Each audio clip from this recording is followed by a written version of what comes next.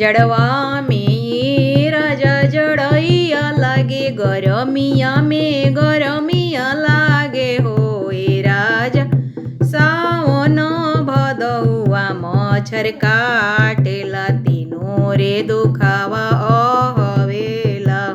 जड़वा में ये धनी रजैया देबो, गरमिया में बेनियावा देबो हो ए धनिया। सावन भदौआ मच्छरदानी देबो, तीनों रे दुखावा छूटी जइहे, तीनों रे दुखावा छूटी जइहे हो।